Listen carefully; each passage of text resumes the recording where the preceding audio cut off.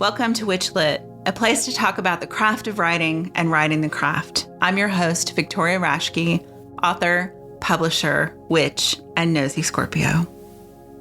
WitchLit is brought to you by Thousand Volt Press, a family-owned independent publisher established to produce the books we want to see in the world. All our titles can be purchased directly from thousandvoltpress.com or wherever you buy books. If you'd like to support WitchLit, please consider buying us a coffee at ko-fi.com/witchlitpodcast. TJ Green is a writer, a pagan, and a witch, and consequently loves all things magical. She writes fictional books about witchcraft and the paranormal, and they are jam-packed with fabulous characters, colorful settings, plenty of action, and lots of humor. TJ was born in England in the Black Country, but is now living in the Algarve in Portugal and loving the fabulous weather and people. When not busy writing, she's an avid reader and loves gardening, shopping, and yoga. TJ Green, welcome to WitchLit. Thank you very much. It's lovely to be here. Yeah, well, I'm excited to talk about all of those things in your bio and the book of yours that I got to read. But before that, our first question for everybody on the show is, especially in this age of short attention spans and visual media and what all the other things happening in the world, why still write? Why still write books? Because it's a bit of a compulsion. It's something I've always done, really, on and off for my whole life, writing. Even if it's just been diaries, I've just had that urge to write. And I've always wanted to write fiction. So, a few years ago, I committed to doing an English degree, and I did a lot of creative writing papers on the side. And I just really wanted to get back into that headspace and start writing. So for me, it's something that I can't kind of not do. Yeah. I love writing. Yeah. I think I at some point should do a poll from the recorded episodes, but I think that's a common answer for a lot of people. It's what we do as writers, is you have to do it. So how did you get started with publishing? Well, I wrote my first series back in, I'm going back, 2016, I think I published the first book, but I was writing before that. Mm-hmm. Took me kind of 5 years to write my first book, which was a young adult Arthurian novel. Mm-hmm. And it was the first one in a series, and I kind of pitched it to a few trad publishers, as you do, and realised it was going to be a really long, slow process. And actually, to be honest, the book did need a lot of work, so I didn't really get anywhere. And at that time, I was hearing a lot about self-publishing, so I thought, well, I'm just going to go ahead and do that. And so I self-published. Mm. I found an editor. It's fair to say I looked for a professional editor, and I got a professional cover designer. Mm-hmm. And it needed, a lot of work before it was ready to publish. But that's how I came to do it. Yeah. Yeah. I mean, I think that's one of the things about self-publishing that is the step into the, into the deep water is you can just write something and publish on KDP or whatever, but that's not, it's not going to be a quality book. Someone else needs to have eyeballs on it. Yes, and I was very keen to do it right. Mm-hmm. I just didn't want to put it out there. And so, yes, I found a fantastic editor, actually. Mm-hmm. So she was amazingly helpful. And I'd done a lot of reading around it. And I knew to give myself the best chance, it had to be of good quality. Yeah. But yes, it was a leap into the unknown and a huge, huge learning curve. Yeah. But I think the industry, it still is. You're still constantly learning. Mm-hmm. Yeah. Well, and the rules change all the time too. Yes. The platforms change and. Yeah. Yeah. They so do. Are you a one-person show? Do you handle all of that besides the cover and the editing, or? Pretty much, actually, yes. My partner, I'm full-time author. My partner is also, he doesn't work anymore now, not since we moved to the Algarve. So he does my videos and reels and things like that. Mm. But otherwise, I pretty much do it all myself. So, it's I'm kind of fairly regimented as much as I can be with my time. Mm-hmm. But yeah, I like doing it myself. Yeah. There are some things you kind of would like to pass off, but I just haven't. I like having the control. Mm-hmm. So apart from my editor and my cover designer, and I have a narrator who narrates my audiobooks, Mm-hmm. certainly don't do that on my own. Everything else I do. Yeah. I know when you said you're regimented your time, I realized that your arms are resting on a desk planner. Yes. Yes, they are actually. Yeah. Yeah. And of course, when you're, when you're a self-publisher, you set your own deadlines. So, I decide when I'm going to publish my books through the year. So, Mm-hmm. I'm looking a year ahead as to what books I'm going to be writing and what series and what dates they're coming out. So you have to be disciplined Mm-hmm. about how you go about it, or things would just never happen. Yeah, no, that's very true. So you have the completed Arthurian series and then your 2 Whitehaven series and then a new Yes. series, right? Yeah, I've got another 2 series. I've got 5 in total. Oh, okay. So, yeah, so there's my young adult Arthurian series, which I did first, and I wrote 1 book a year. And they never really found their audience. And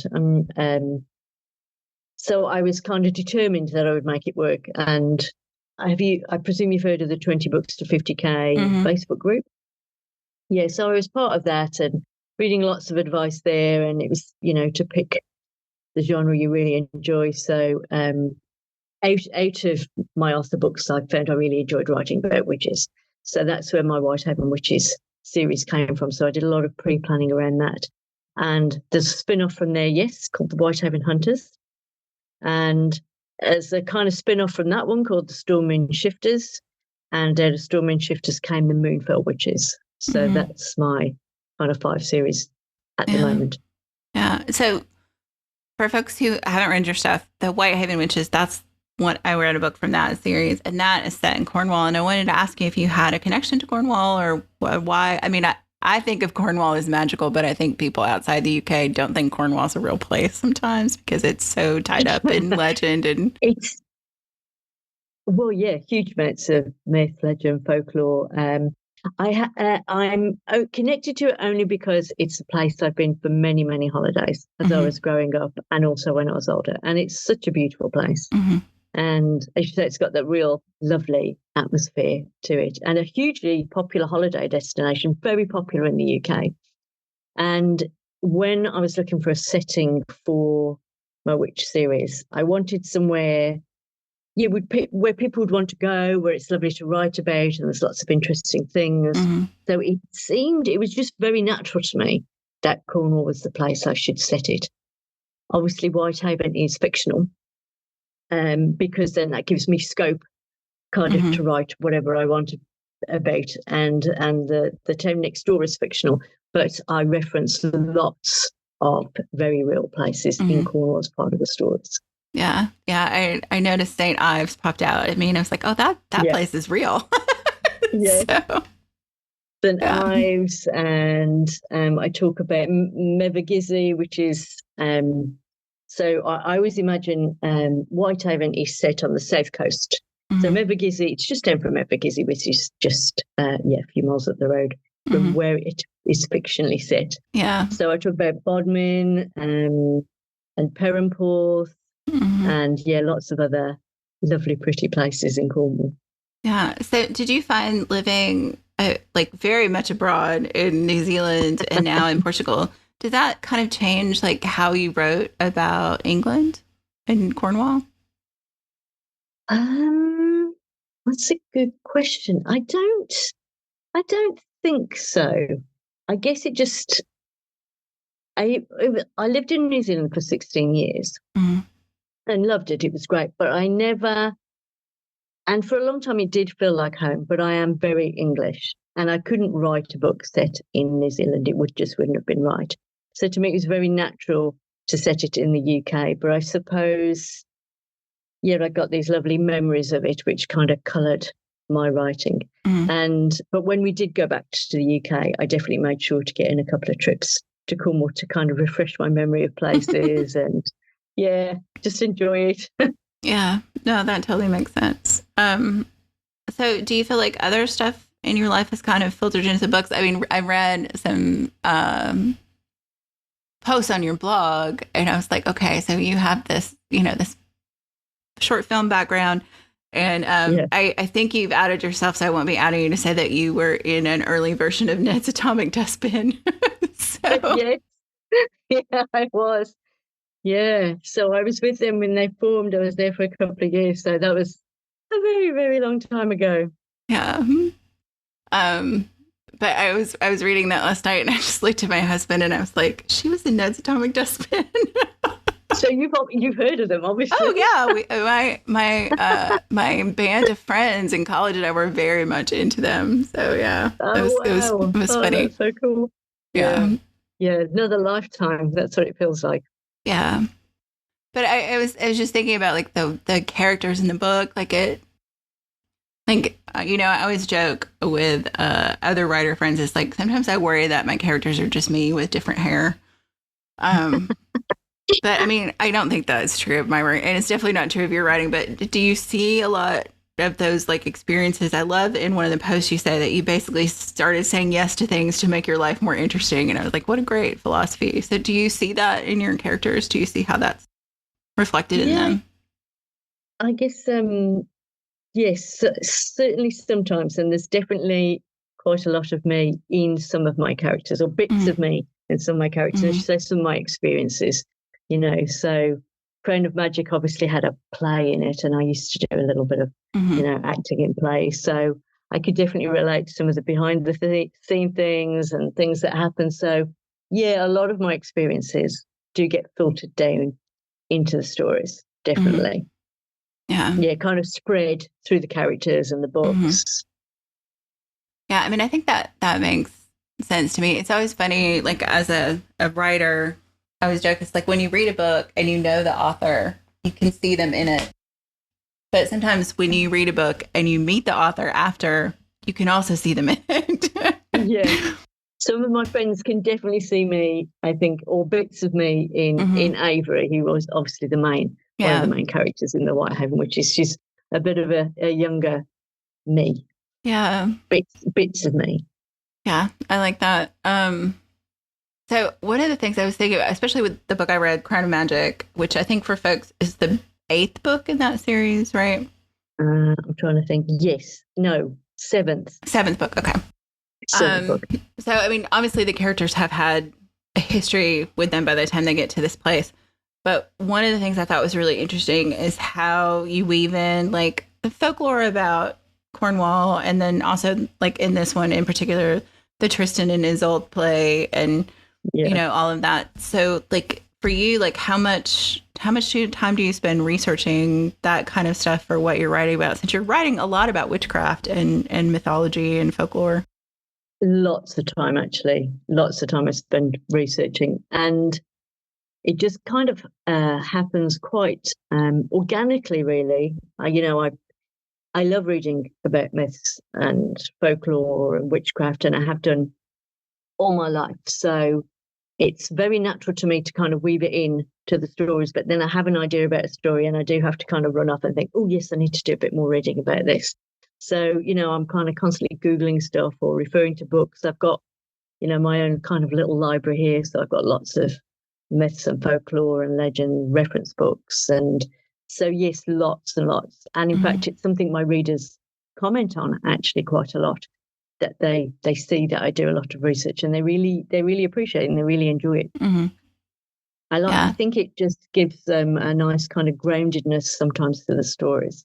I think so too. I mean, I think that especially when we're writing about, the fantastic, I guess, however you want to put it, paranormal, supernatural, fantastic.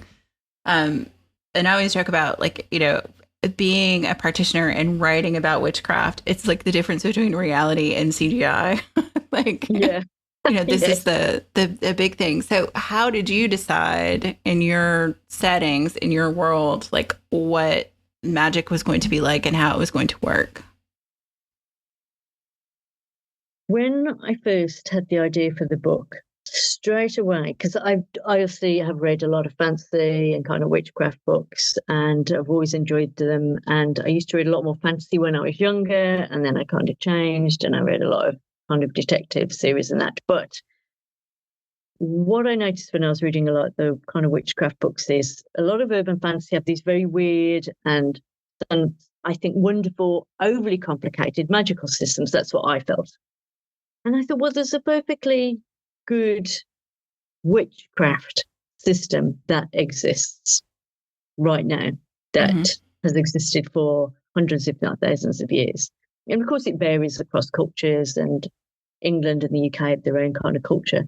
So I basically decided that I wanted to keep my witchcraft very grounded in natural witchcraft, the here and there, the pagans, a little bit of Wicca, Mm-hmm. and basically involve a lot of that in my book. So it was a very natural step for me that I should do that. Yeah. I love in the book too that you have your witch characters who are the witches in the book interact with Wiccans and a druid and who don't have their powers but practice their own kind of witchcraft. Yeah. And some characters are clued in to what's going on, and some characters are not clued in to what's going on. So there's magic exists in the world and people celebrate Beltane, but they don't know that magic really exists. No, it's that kind of, they love the kind of that, as we all do, and as I say, it's hugely popular across the UK and probably in the US too, but Cornwall is one of the most pagan places in the UK. So they have lots of these Beltane celebrations or summer solstice, Yule celebrations, lots of walks and parades that they have through the towns. So they're very rooted in their pagan history. So that's the flavour I wanted to give Whitehaven, whilst also saying actually these witches actually also had quite powerful magic that really they get very quiet and that hardly anybody knew about. Yeah. That's kind of that under the surface. Yeah. No, I always enjoy that. I love the idea that it's right under people's noses, but because it's like hiding out in the open kind of thing. Yes. Well, there are two ways, aren't there, that people approach kind of urban fantasy books, I guess, or magical realism, that it's right out there in the open and it's a completely magical world, or it's the world we live in now and it's all kind of under wraps. And that's the way I decided I wanted to go. Yeah. Yeah. No, I like the little bit of secrecy. I think, as a writer, there's more tension when it's a little secret. You just have more tension with the rest of the world. Yeah. Who knows? Who doesn't? And as the series evolves, because obviously I'm up to book 12 now and I'll be writing book 13 very soon, and I've got a novella. But as the books kind of evolve, more kind of people kind of come into it, and there's still people who don't know, but the regular characters all of a sudden are kind of, oh, I didn't know that. So yeah, it all kind of snowballs sometimes. Yeah. No, and I one of the things, because I think it's always interesting when you jump into a series like midstream, like how is that going to work for the reader? And I think with this one, like you said, book 7 and jumping in it, like I wasn't lost because like everybody's kind of explained, and it did take me a second to realize who were the witches and who were not the witches. Right. Yeah. But I think that's just because there are a lot of people in this town. So you kind of have to get to know everybody a little bit. But you also growing cast list. Right. But I love how they comment on things that have happened in other books without giving the story away. Oh, good, because I try not to. Yeah. And also, like, even within the arc of this one book I've read, it's clear because of how the characters react to things that people have grown and changed. Yeah. So I think that's really interesting because I think, and you probably know this getting into writing book 13 is that sometimes it's hard to keep the steam, like not the sexy steam, but like the actual like locomotive steam in a series, because it's just, it's like, how do you decide what's next, or how do characters continue to grow over so many books? How do you deal with that? Again, it's very organic. Although I have very plot-driven stories. There's always action. There's always something happening. The character's growth walks basically alongside with that. Mm-hmm. And a lot of that plot can also come from the characters and how they grow and how they interact and the relationships they have with each other. Because that's life. It's real. Mm-hmm. We all change. We all evolve. How we kind of get on with each other constantly changes, mm-hmm. And how you perceive people and how you see them in one situation will change, how you react to them maybe in another. So I just, always kind of try and look at it from my character's point of views and kind of keep things rolling mm-hmm. there. What I did in book 8, I mean, I kind of I suggested you read 7 and 8 because it was in the middle and things were more established. But, but what didn't happen in 7, and I think what happens in 8 is I start to tell the story from multiple points of view. Mm-hmm. So the first 7 books are all told from Avery's point of view. Mm-hmm. And I was having this real urge. I did the Whitehaven Hunters spin-off, and that starts after book 6. And so after that, so there's book 6 of the Witches, book 1 of the Hunters, book 7 of the Witches, book 2 of the Hunters. And straight away, I started writing the Whitehaven Hunters from multiple points of view. Mm-hmm. And I was like, I really wish I'd done that with the Witches, because I've got 5 witches and other characters that I really wanted to kind of explore writing from their point of view. And my readers were asking me to do it. Mm-hmm. And they said, we'd really love to hear from the other witches. Briar's a very popular witch, and mm-hmm. Elle and Alex, So I said, well, if you don't mind, if it's not going to be jarring in the middle of the series, mm-hmm. then yes, I'll start writing from multiple points of view. Yeah. And that was another great way for me to really get into the headspace of my characters whilst, writing the book. Mm-hmm. And I really enjoyed doing that. So from book 8 onwards, multiple points of view. Yeah. And they keep growing and growing. Yeah. Everybody wants the voice. Yeah. Well, when I finished and I read your author's notes at the end, I was like, you mentioned that Dan would get his own story, and I was like, okay, now I have to read it, because Dan was one of my favorite characters. Oh, was he? Oh, that's so cool. Yeah. It's strangely Dan, because I was like, he's not a witch. He's just this like really organized guy who really cares about his friends, that works at the bookshop. And I was like, okay, yeah, I need to find out what happens to Dan. But no, I love that. I mean, I think it's hard. I think writing a series is hard. Yeah. But I also think, one of the gifts of self-publishing is that direct conversation with your readers, where you can say, I'm going to make this pretty big change. And that's okay. Like, traditionally published, you probably wouldn't got away with that. No, probably not. And I wasn't, if I'm honest, I really wasn't sure it was the thing to do, but they mm-hmm. wanted me to do it, and I wanted to do it. So I thought, well, let's just float it and hope it's not a disaster. And it was in fact, I think it really enabled me to kind of propel the series and to keep going. Mm-hmm. And I'm not sure I'd have been able to keep going if it was just Avery. It was more limiting. Yeah. So I just thought it was a great move. Mm-hmm. And love it. So I have said I will continue to write the series as long as I can continue to write, really good quality stories, mm-hmm. and my readers are still loving it. Yeah. Yeah. I mean, I think that's great.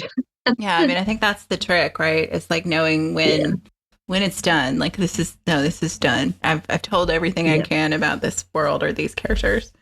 I mean, I think that's a hard thing as a writer. And again, I think in some ways you have more leeway publishing yourself, and even in a series, you're not going to have them just call you up one day and say, oh, we're done. Whatever books you've got come after this, we don't want them. It's over. Or keep writing. I'm not going to name names, books, series that are on like book 25, and you pick it up and you're like, this is trash. Yes. You've got to know when to call it a day, haven't you? Otherwise, you just keep churning it, the kind of same stories. I recently made a decision to end my Whitehaven Hunters series at book 7. And that's just because they kind of have all gone off. It's about 7 Nephilim and a Fey warrior. who were introduced in the early part of the Witches series, and I just kind of grow them, and they have their own series. And it's a great series. My readers love it, and I love it. But they've all kind of gone their own ways, and they've got lots of things going on, and it felt very natural to end that series. Yeah. There's lots more stories I could tell, to be quite honest. But I got so many kind of characters and points of view and things happening. It was like, well, this is just kind of madness. I'm still going to continue to tell their stories, but it won't be in the White Diamond Hunters. Yeah. So they'll have some of those characters will have maybe their own standalone book or their own novella or something, But you've got to know when it's time to say stop. Yeah. Well, and I like that idea of writing your series in the same universe where if you have a character, especially a reader favorite, they can show up somewhere else, which is always nice. So that happens in all of my books, all of my series. They all kind of pop up elsewhere. So Shadow, my Fey warrior, who is in the Whitehaven Witches series, she actually comes from the Rise of the King, my Arthurian fantasy world. She comes from that world that I set it in. So there's a little link with that. Oh, nice. But so, and as I say, my Stormy and Shifters, that came out of a club that popped up in book 3 of the Whitehaven Hunters. And then I started writing them, and I was like, I love writing about witches. There are no witches in my Stormy and Shifters. And I thought, well, I need new witches. And that's where the Moonfell Witches came in. And I love them. So, yeah. So I have that one on tap to read when I get some downtime. Thank you. It's, I don't know. It's just interesting to me. Like, I think, as a witch, as a pagan, like writing about these things, like kind of, do you feel like it affects your practice? Like on the reality end of things, I guess? No, I don't actually. No, it's if anything, it's kind of, I guess, enhance my practice, because for a long time, I suppose, I'm not sure if I sent you the link. I wrote a blog called Leaning Into My Witch, because I've always felt very witchy, have been very witchy my entire life. But it's kind of ebbs and flows, with what I've got up to, my job and where I've been and what's going on. But really in the last 12 months, I've kind of really gone back to that and to witchcraft, I guess. And so if anything, the writing has kept my foot firmly in that world, even when perhaps I wasn't practicing it as much. But now, I don't know if it's an age thing. As you get a bit older, I very much found myself looking back on when I was younger, and I think, kind of reflecting, I did that kind of stuff then, and I've kind of let it drop, and so I'm very much kind of reinvesting in witchcraft and practicing it, and yeah. Did you find, like, being in New Zealand versus being in the UK, or being now in Portugal versus being in the UK, has that impacted your practice? No.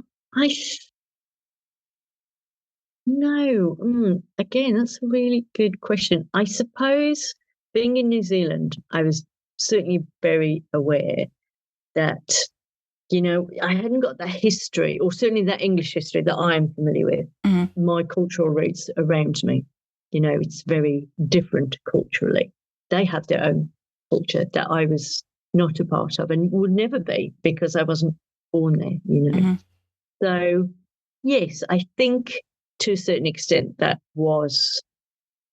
did make me feel a little bit disconnected. But as I say, writing the books kept myself firmly in that world, but it wasn't around me.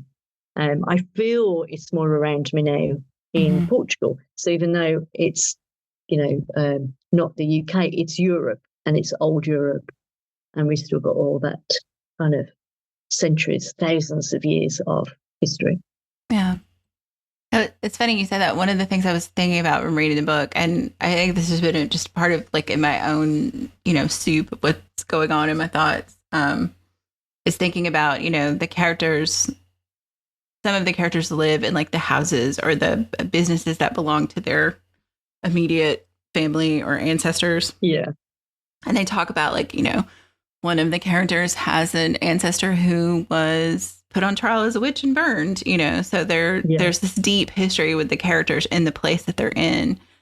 And I think, and I can't speak for 330 odd million people in the United States, but I think that one of the reasons that a lot of Americans who are detached from their ancestry because they've been here multiple generations, or their families are mixed Heinz 57 varieties of different cultures.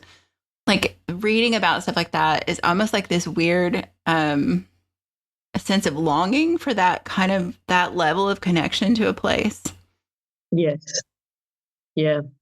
It's interesting though. It was when I was in New Zealand that as part of my English degree that I did while I was working full time, that I did a paper on witchcraft and magic that was at the university. And again, that really kind of kickstarted my thinking again around that. And he looked at medieval witchcraft and magic and modern kind of European magic. And yeah, I say it really kind of strengthens my connections, I suppose, and kind of which was really good. But yes, it can be very odd when you move away from it. You do feel you've lost that connection to the land. Yeah, my land. Yeah. No, that makes sense to me. I mean, even moving around from where I grew up in the States, I have that sensation of being distant from that. But yeah, it's I don't know. It just, I feel like, again, I can't speak for everybody, but I feel like witches do have this very rooted in place. I mean, we interact, many of us in an animistic way with the world. Yeah. So getting away from your family, whether that be like the trees you grew up with or whatever, is difficult. And, you can have the sense of longing or homesickness about that, I think. Yeah. But it's also weird in that I never actually felt homesick when I moved away. Never. And I don't feel homesick now. I've always felt very at home wherever I am. And I think you just make your own space, don't you? Yeah. As I do now. But I do like being back in Europe, I must admit. I really like being back in Europe. I missed kind of the old buildings and the castles and the history of the town, and there isn't that in New Zealand at all. Yeah, it's funny, and I think I may have talked about this on the podcast before, but even moving from the East Coast to the West Coast in the U.S., like the sense of how new everything is, relatively speaking, here is kind of weird. Like I joked that it's like living in a movie set sometimes. Yeah, which must feel really odd. Yeah. So, and I mean, there's, most of the settlement on the West Coast in the U.S. is like 1850. That's not really that long ago. No, it's not at all, is it? Which is probably very similar age, actually, to a lot of places in New Zealand. Yeah. Yeah. I mean, a lot of the older culture and history here was not built environment. It was, the story of the land itself and the attachment of the indigenous people to the land, like the Maori in New Zealand. And, that's a whole podcast. That's a whole other subject. But very strong culturally Maoris, but very different culture to mine. Yeah. Very different. And they have their own view of magic, actually, and witchcraft, which again I can't relate to and won't relate to, because I've just not lived. I really wasn't even born there, so it's something I just can't relate to. No, I think I feel like that's the same here. I mean, I think unfortunately in the U.S., again, I can't speak for other places. There is a certain level of appropriation of Native cultures without really, honoring, respecting, and giving anything back to those cultures that we have taken from. So it's, yeah, I mean, it's an interesting topic, but I don't know that our conversation can go deep enough to give it the due it deserves. But I do think it's interesting No. and part of like what you deal with as someone who moves around. Like, I think you, especially if you, like you said, if you're a witch or you're an animist and you interact with your environment and you make yourself feel at home, like then you have that other layer of like, whose home is this, was this, Yeah. So that totally makes sense to me. So now you're writing full time. How do you balance everything that you're doing? Like with being, like you said, a one person show, how do you make sure that your creative time is protected and that, how do you feed the well, like all of those things? Well, I try and be reasonably disciplined on my working day. So I still tend to work because I live with my partner, so I don't want to neglect him. Although Yeah. he's around all day, we're both kind of at home. But I have my office and I'm kind of up here by and a half 8, kind of 9 in the morning. And yeah, I have like my working day and I break for lunch and I try and kind of tackle a bit of admin first thing and I do my emails and then I try and clear stuff that has to be cleared and then it's writing time. And I pretty much commit to writing 2,000 words a day, 2,500 preferably. And if I'm really on a roll, then I'll get 3,000 in.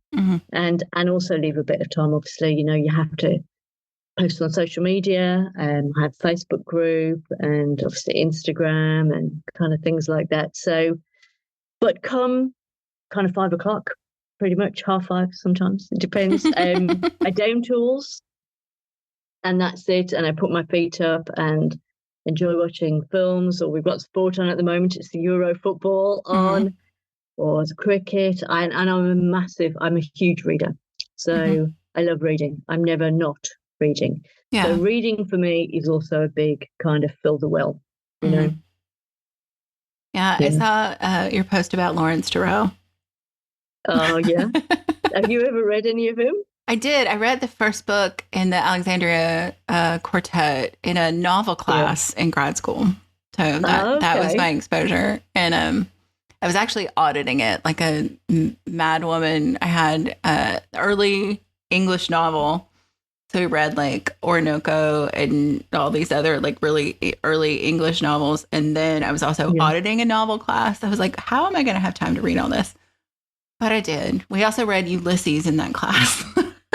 Oh, blimey. I confess I've never read it and I doubt I ever will. I'm not a fan. I don't think I could have read it outside of the setting I read it in. I think I would have just given up, frankly. And we joked in the class about reading Finnegan's Wake, and I was like, my life is too short. I don't have time for that. I read the Dubliners, I think as part of my A-levels. And it was like pulling teeth for me. I know. And the Dubliners is probably the easiest entry point. And it's still a lot to get through. Yeah. I'm not a fan. Yeah, Durrell is much more like a novel. I did. Like much more like kind of what I would call a contemporary novelist. Like I don't feel like he was trying to reinvent the wheel. No. But there is so much like joy and chaos and like I think that the world he peoples is very interesting.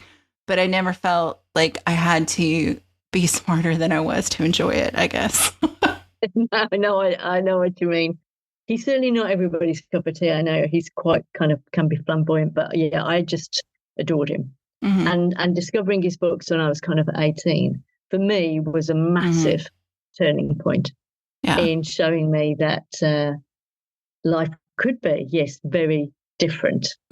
Because he writes about, these amazing settings, Avignon or Alexandria with these very colourful characters. And I thought, oh, wow, it opened up. It opened my eyes to lots of possibilities. Yeah. So I just, I think he's amazing. Yeah. I think so many writers have that writer or that like sometimes like school of writing that they latch onto. And I do think it has a lot to do with when it hits us in those formative years. For me, it was like Eastern European writing because that's what I was studying. And so like Malone Kundera was like the big writer that I just like, I read everything I could find. I read it and was that kind of like, yeah. And the same, I guess, different than Durrell, but is similar in that like the people are in his novels are larger than life and someone you would meet at the same time. Yes. You know, and I think that to me was just like, and also writing under this veil of communism and the Iron Curtain and all of that, you know, in those novels, even though he was already writing from France by then, but he still like all of his stuff is set, almost all of it is set still in the Czech Republic or Czechoslovakia, depending on the timing. Okay. So, yeah. But yeah. That formative novel. Yeah. And, you know, you mentioned earlier that, you know, I was going to say yes to everything at one point in my life. And that was partly down to me reading kind of Lawrence Durrell. And I thought, I was so boring, you know, I just thought I was so boring at about 17 or 18, you know, that I hadn't stepped out of my comfort zone and reading his books. And it was like, oh, wow. So, yes, I have to say yes to more things. And then you end up kind of, don't do that so much now, mind you. But at the time, it was quite a good strategy. Yeah. Ended up in a band that I would never have otherwise. So, yeah. And now you've ended up with a writing career because you said yes to that too. Yeah. Awesome. Yeah, I think there's a lot of power in saying yes when you want to, and a lot of power saying no when you don't want to. Yeah. Those are both equal lessons to learn in life, I think, in a lot of ways. They are, yes. Too many yeses is also not healthy, is it? Yeah, I mean, I think, you know, we get pressured into them sometimes, and I would rather an enthusiastic yes. Yes. Oh. Then all right. Yeah, whatever, sure. And setting boundaries is really important for yourself, for your time, for your mental health, for your relationships. And I think we live in a very fast-paced world. And it's too easy sometimes, I think, to get swept along with it, kind of considering, you know, should I? Yeah. And actually, sometimes no is really good. Yeah, no can be, what is it? No is a spell all by itself. Yeah. I love that. I do not know who to attribute it to, but I love it. Yeah, I mean, I do occasionally find myself longing for pre-cell phone life. That I am away, nobody knows where I am. I don't owe anybody anything. They don't need to know where I am. I can be completely off grid. Yeah, because there is that tendency, isn't there, to you know, checking phone, checking messages. Yeah. Whereas when I, you know, grew up all those years ago, we didn't have that at all. And do you know what? I'm actually quite relieved we didn't. I'm really glad I didn't have social media while I was young and in my 20s and heading to clubs and going to festivals. And do you know what? It's actually really nice that we didn't have that. Yeah, I'm kind of glad that none of that's documented. Yeah. Outside of some grainy photographs. Yeah, very, very much so. Yeah. Yes. Occasionally photographs will pop up from friends and they'll say, hey, I was going through stuff and I found this picture of you. And I'm like, who is that person? Like, I don't even know her. Yeah. But yeah, it was a different time. And I do get a little nostalgia for it from sometimes. But we have moved on to a new era. Yeah, we've moved on to a new era. We wouldn't be indie publishing without it. No, I mean, I think, you know, it has changed publishing drastically in those big ways, like the technology and self-publishing, but also like in the actual, especially writing plot-driven stories, because how many stories from those early 90 days or 80s could have been solved with a cell phone? Like you couldn't have the plot because they would have had a cell phone. So yeah, I think it's a whole different world. It is. And I do love that your witches use their cell phones in the book too for very practical things. They're in the real world, and that's what they do. Yeah, and they have jobs. They have proper jobs, and they have bills to pay. And yes, yeah. So there is, and yes, they do have quite fantastical magic also, but also very grounded magic. So yeah, I feel like that's my sweet spot as a reader, is that it is very much a real world, like something grounds that the fantastical element, and in weird ways makes it both more escapist fantasy and more real to have that grounding element to it. Yeah, because you can put yourself in their shoes as well, to a certain extent, and it's a world you recognize, and fantasy is great in many respects, but you do have to get your head around lots of fantasy settings and kind of world building, whereas at least in the real world there's a lot of familiar things as well, which makes it an easier read. Yeah. All makes good sense. Well, I think that is a good spot for us to kind of have you tell folks where to find you, what's coming up. Like I said, this will air the end of November, so plug away. Well, I have my first book in the Moonfell Witches series. So there's already a novella called The First Yule, so that came out at Christmas just gone. But the first Moonfell Witches book, called Triple Moon, Honey, Gold and Wild, is out at the end of August. So it's out. I have my own website called Happenstance Books, which is named after my character's bookshop in the Whitehaven Witches. So it's out for a week earlier if you buy from me direct, and then it's out on all the other retailers. I publish everywhere. I'm not exclusive to Amazon. So I'm finishing that book this week. Actually, it's not quite finished, but I'm finishing up the last few chapters. So that's heading to my editor. And I'll have a few days break, catch up with a few other bits and pieces that I need to do work-wise. And then I'm starting on the Whitehaven Witches book 13, which is called Sacred Magic. And that will be out at the end of October. Okay. All being well. Hopefully I don't have to push it back a week, but all being well. Yeah, all being well. October.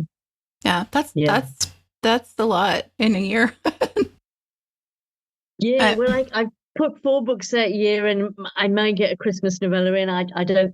I'd like to think I'll do what I call my Tom series, which is my Arthurian fantasy series, which is a lot of fun because it is not set in this world, so you can kind of have a lot of license. But I was hoping that maybe it's complete, but I thought maybe a little Christmas novella might be nice, but I'm not sure if I have time for that, but we'll see. Yeah. Well, I hope you find time to write whatever you want to write. Thank you very much. Right. So our last question is a little bit of a game of chance. I always joke that I'm a double Scorpio, so I don't know how to do small talk. So I always want to ask people like the big, hard questions when I meet them. So I'll roll a die, and depending what number I roll, you'll get a question about death, sex, religion, politics, or money. Oh, blimey. And it's related to your work. I try not to blindside people. And then if I roll a 6, you get to pick which one you want. And you can also pass. So, okay. Let's see what the die has in store today. 1, death. Yes. Oh, interesting. Are you in? Yeah. Okay. So I was thinking that from the book I read, it's also hard in general to write about witches, especially if they have any necromancy powers. It's hard to write about witches and not write about death and the dead. Yeah. I was thinking about, like, how do you approach that as an author? Like, is that a subject you're comfortable delving into with your characters and how they react to death and the dead? And how does that play in with, like, your own beliefs as a pagan and a witch? Well, yeah, I have no problem in having to deal with death. It is obviously a part of life. It's something none of us can avoid. But certainly writing about witchcraft, I mean, death and our ancestors, spirits, is a huge part of witchcraft. Maybe not for everyone, but I think for most of us it is. I mean, after all, Samhain is all about celebrating our ancestors. And looking at our past and where we've come from. So, yeah, I have no problem dealing with death and having my characters deal with it. Had an early death in my series, actually, that one of my characters has to, well, they all have to deal with, but one in particular. So I think it's important, and I don't shy away from it. In my previous life, I was a nurse, so I am used to dealing with death as part of that, and illness. Mm-hmm. And yes, it's inevitable. So, and it will happen to all of us. And I'm getting closer and closer. I'm not old, but I'm closer to it now than I was. Yeah. We're all walking that same direction, right? Yeah. Yeah. I mean, I think one of the reasons I thought about this question is in the book that I read, in Crown of Magic, there is a graveyard scene that is quite close to death. Let's put it that way.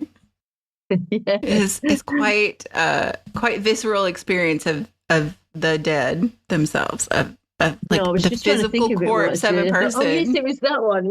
Yeah. Physical corpse of a person is involved. Yes. And I was just thinking, like it's like I too write a lot about the dead and dying and that aspect of it. I think for me, it's probably like if people look at my books, like, oh, there might be a theme there. So I think it's interesting to me how writers handle it, because I think, for me, in the witches I've known and encountered, we tend to, like you said, have a much more like, this is part of life. It's part of the cycle. I don't think witches are blasé about death. I think we're just maybe a little more tuned in about it and less willing to avoid it, but the overculture is still so much like this clinicalization and hiding of the processes of death and death itself, and to some extent even talking about people who have died. So I think it's interesting to me, like when writers are like, oh no, I'm going to get down with that because it's important and it's part of the story, especially when you're talking about witchcraft. But I knew that you had been a nurse, but I hadn't thought about how that would have impacted kind of your view on it as a witch and as an author. Yeah, because I started my training when I was 18, and of course, right from the start, you're dealing with people who are dying, and I've had to dress dead bodies. Yeah. And, obviously you do so respectfully. So it's just, something that I'm very used to. Fortunately, I have not been used to for a long time in that sense. But yes, I treat it respectfully in my books, but it's as you say, it's a part of who we are and our life. You can't avoid it. So quite a lot, it just crops up in quite a lot of my books. Yeah. Not as in such main characters, perhaps, but certainly there are graveyard scenes and there are interactions with spirits. And certainly from my personal point of view, I have experienced ghosts in a place where I used to live. Yeah. And I'm kind of familiar with that. And it was chilling and uncomfortable, but so I'm kind of sensitive to that kind of thing as well. Yeah. So it's something I'm very comfortable in putting in my books, but as I said, I try and do so respectfully. It happens. There are some quite full on scenes sometimes, but yeah. No, as your bio said, there is a lot of humor in them too, and I think that's I don't know.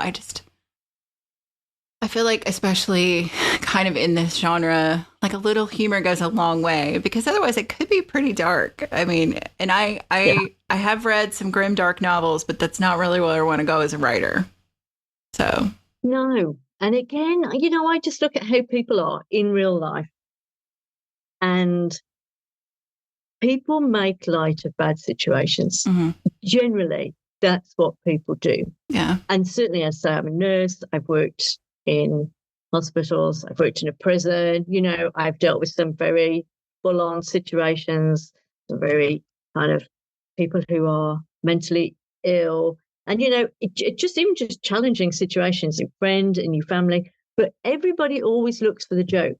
Maybe it's because I'm English as well. English people have got a very unique sense of humor. You know, we're quite sarcastic. There's that kind of dry sarcasm. So we're always looking for a bit of the black humor. There's a bit there. So consequently, it's in my characters. Yeah. And you'll always get someone who's kind of trying to lift the spirits. You know, it's how people deal with dark situations. Yeah. Yeah. And I don't like dark, grim, forever grim books. You know, you have to have a little bit of levity. And people are always bouncing off each other, you know, so that's what my characters Well, I do. think especially when you're writing about like a chosen family group, it's almost impossible for them not to have that. Like they wouldn't be friends if they didn't have banter, right? I mean, that's part of how the bonding process. So. It is, isn't it? And the more banter you have, the better friends you are. The more you insult each other, because that's how it works. Yeah. Well, cool. Well, TJ, thank you so much for coming on. Thanks for reaching out and sending me your lovely book to read. And I hope good things for you in the future. And I can't wait to read more. Oh, well, thank you. Thanks for your time. It's been really lovely to chat. Great. WitchLit is a production of Thousand Volt Press and is edited by Julian Rashke. Our intro music is Cosmic Glow by Andrew Kay, and our outro music is Voices by Alexander Shanekar. Transcripts and all our previous episodes are available at witchlitpod.com, and you can follow us on Instagram or Threads at witchlitpod. Please help other witches find us by leaving a rating or review wherever you listen to podcasts. And thank you for listening to and reading WitchLit.